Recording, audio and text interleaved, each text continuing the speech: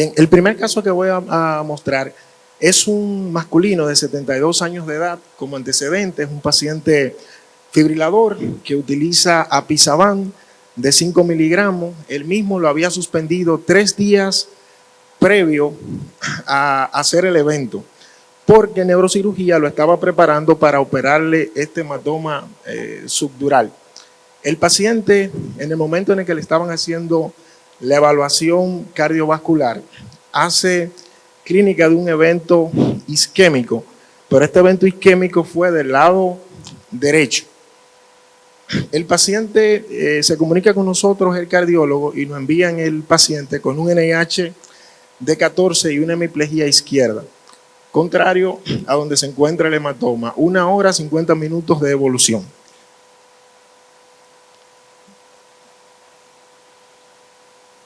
El asunto es que tenemos, la prioridad es el evento cerebrovascular isquémico. Vemos la arteria cerebral media aquí como está amputada, cerebral media derecha. Hacemos un primer intento con aspiración, no logramos revascularización. Un segundo intento con stent, que es este que está acá, y el aspirador.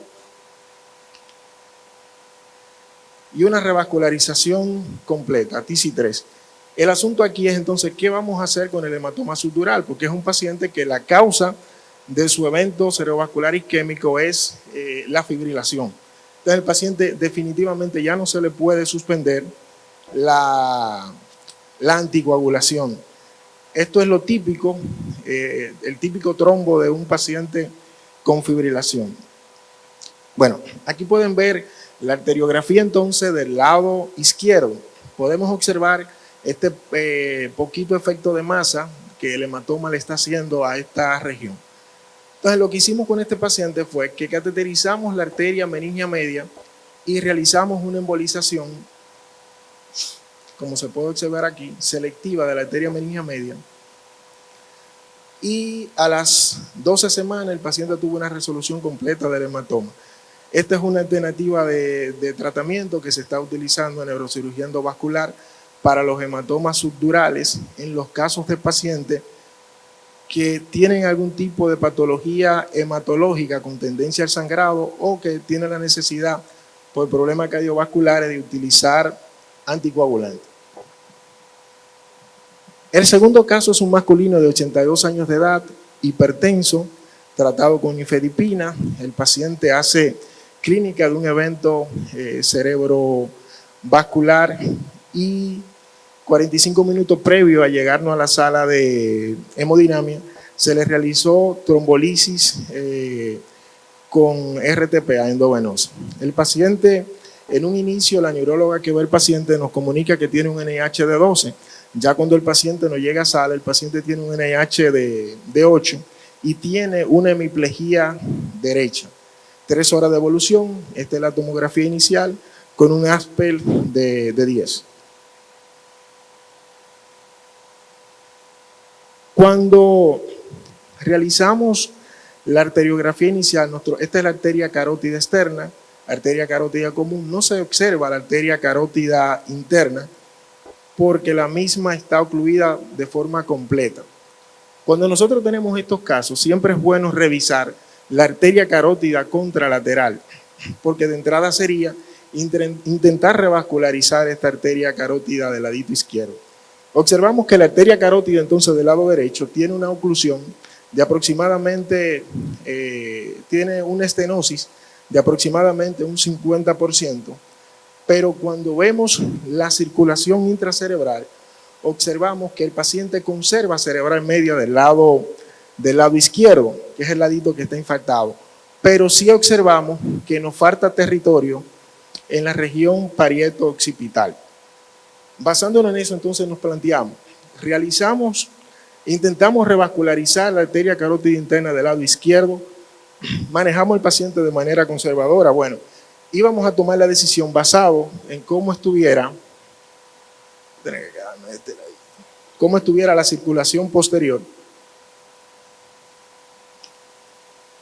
Y la circulación posterior, pues el pacientito estaba compensando bastante bien por la arteria cerebral posterior del ladito izquierdo. Entonces este paciente un caso no tan común y decidimos no realizar tratamiento y el paciente pues se fue de alta al quinto o sexto día con un NIH de 2 apenas. El siguiente paciente es un masculino de 74 años de edad con historia de hipertensión arterial. Este paciente cuando nosotros lo recibimos en sala de hemodinamia, ya el paciente llevaba 12 horas de evolución. El asunto es que el paciente cuando llega al hospital que nos refieren el paciente, llegó con un NIH de 12, pero al momento de comunicarse con nosotros para realizar trombectomía, el paciente, 1 hora, 2 horas después, el paciente mejora su cuadro y tiene un NIH de 0, básicamente. Se comunican con nosotros para decirnos que no van a enviar el paciente. Pero el paciente a las 6 horas nuevamente se vuelve a focalizar. Entonces se comunican con nosotros para decirnos que lo van a trasladar. Cuando lo está montando en la ambulancia, el paciente mejora nuevamente. La cuestión fue que transcurrieron aproximadamente unas 11 horas y media y el paciente entonces nos llega. Cuando nos llega el paciente referido, pues nosotros, obviamente si ya pasa de las 6 horas, pues hacemos tomografía de perfusión y al mismo tiempo pues hacemos la fase de CTA, de angiotomografía. En la angiotomografía nosotros observamos que la arteria cerebral media del lado izquierdo, que es la que está sintomática, pues está, básicamente los vasos se ven permeables, por lo menos en estas vistas acá. Entonces, decidimos hacerle una perfusión porque el paciente cuando nos llegó se volvió a focalizar nuevamente. Llegó con un NIH de 2 y en la misma evaluación pues el paciente se focaliza con un NIH de 12. Le realizamos entonces perfusión al paciente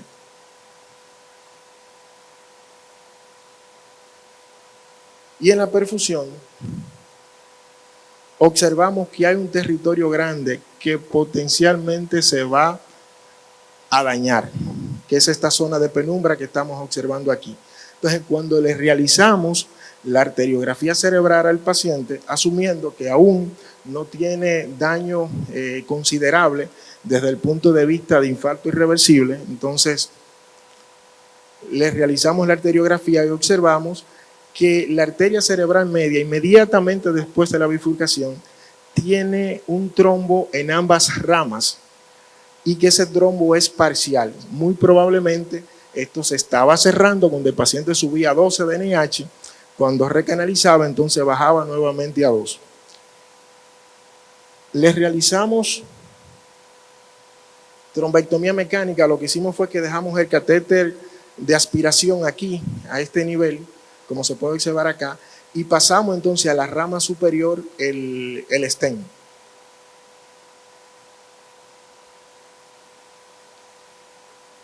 Este fue el trombo que encontramos en este paciente.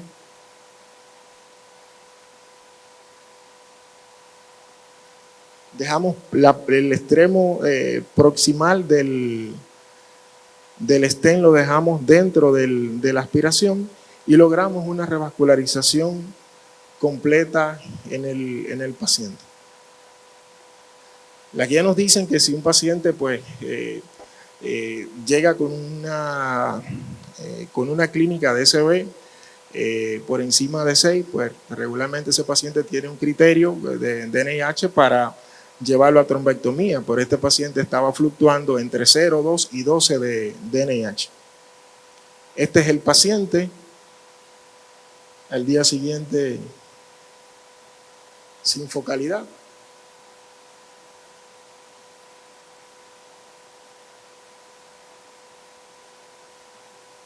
El siguiente caso es una femenina de 74 años de edad, fumadora, también fibriladora.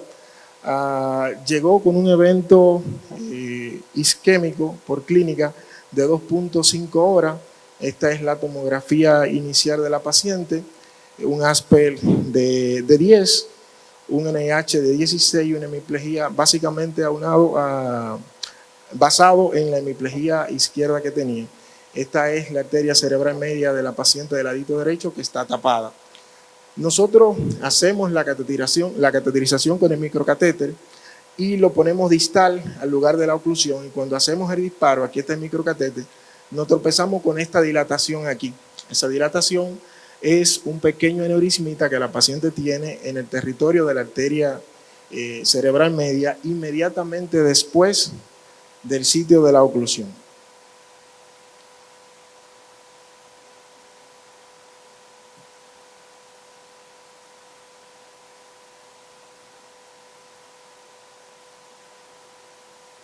La paciente le realizamos trombectomía con aspiración y con stent, la técnica de Solumbra, como se puede observar acá, y obtuvimos una recanalización de un TC3, pero no solamente tenemos el aneurisma de la arteria cerebral media de este ladito, sino que tenemos un aneurisma también de la arteria comunicante anterior.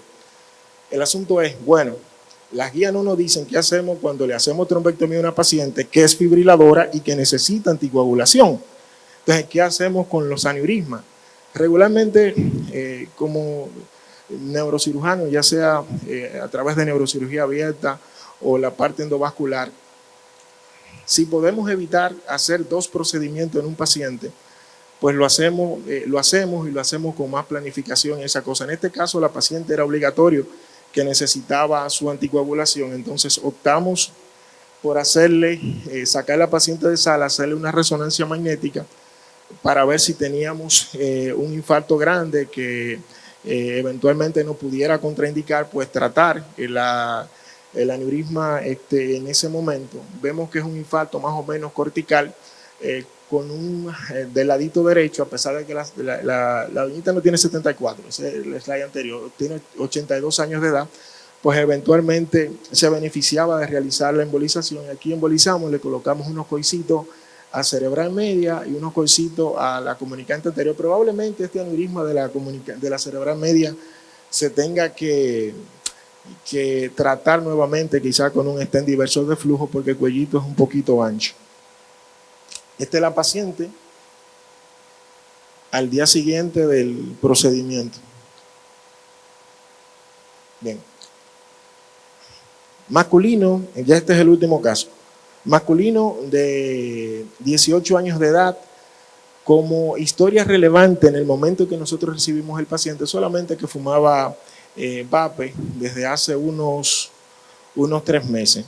El paciente, 5 horas previo a su ingreso, presentó mientras trabajaba un dolor a nivel cervical anterior que le provocó un síncope por unos 10 a 20 minutos y debilidad en el hemicuerpo izquierdo.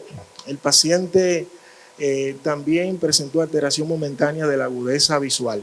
Nos llegó con un NIH de 6 y una hemiparesia izquierda. El paciente pues ya no era candidato para recibir trombolisis porque pasaba de las 4.5 horas, y el paciente entonces le realizamos estudios de perfusión y angiotomografía, y en la angiotomografía a nivel cerebral no encontramos datos de oclusión de vasos grandes, pero sí a nivel de la arteria carótida encontramos una estenosis significativa que oscilaba entre 60 a 70%. Esto nos obligó a nosotros entonces a llevar el paciente a sala de hemodinamia desde el punto de vista diagnóstico y obviamente también tratamiento. Si tenemos una estenosis aguda por un trombo o una disección y ya provocó síntomas en el paciente, pues en algunos casos estos pacientes se tratan de manera aguda. La cuestión es que cuando estamos haciendo la arteriografía, sí confirmamos que el paciente tiene una disección de la arteria carótida interna aquí a este nivel, en el segmento inmediato a la bifurcación. Le pedimos al paciente que moviera la cabeza hacia un lado y el paciente, vemos cómo la arteria carótida entonces se aleja del hueso hioides y vemos que el hueso hioides guarda relación con la disección. Entonces le preguntamos al paciente qué estaba haciendo en ese momento cuando presentó el dolor cervical. El paciente nos dice que él había terminado de cargar unas cajas en su trabajo y que estaba tomando agua. Le pedimos al paciente entonces que deglutiera para ver el comportamiento que nos estaba llamando la atención del hueso hyoides acá. Cuando el paciente traga, fíjense cómo se eleva el hueso hyoides, pero vuelve nuevamente hacia la disección. Es un caso muy raro. Hay muy pocos casos en la literatura del hueso hyoides relacionado con disecciones de la arteria carótida. Entonces, en ese momento, nosotros nos planteamos, bueno, este paciente nos llegó con un NIH de 6, un evento cerebrovascular isquémico, no estamos viendo vasos ocluidos a nivel intracerebral. ¿Qué hacemos? ¿Tratamos o no el paciente y le colocamos un stent aquí a este nivel? Y le colocamos un 2A, 3B, antiagregación rápida y protegemos el paciente. Bueno, si el paciente, de no haber sido tan joven, 18 años de edad, y en el transcurso de nosotros explicarle a los familiares lo que estaba pasando con el paciente, nos hablan de que su papá falleció unos 7 años atrás, que le dio un dolor en el cuello, luego un dolor en el pecho, y que falleció, y que un tío del paciente falleció de una probable disección de aorta. Entonces, en ese momento nosotros decidimos detener el procedimiento endovascular, llevamos el paciente esa misma noche a sala de cirugía, le quitamos la porción lateral y posterior del hueso hyoide, que era lo que estaba provocando en ese momento la disección de la arteria, y decidimos darle manejo con antiagregación plaquetaria y mandar a estudiar al paciente con su panel inmunológico y esas cosas, buscando patologías del colágeno que pudieran explicar la disección que el paciente tuvo.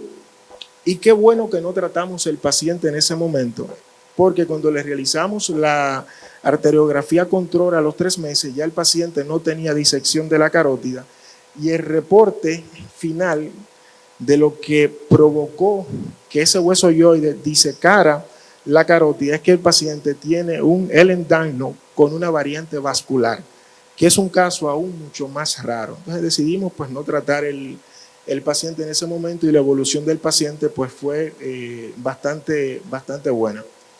Muchas gracias.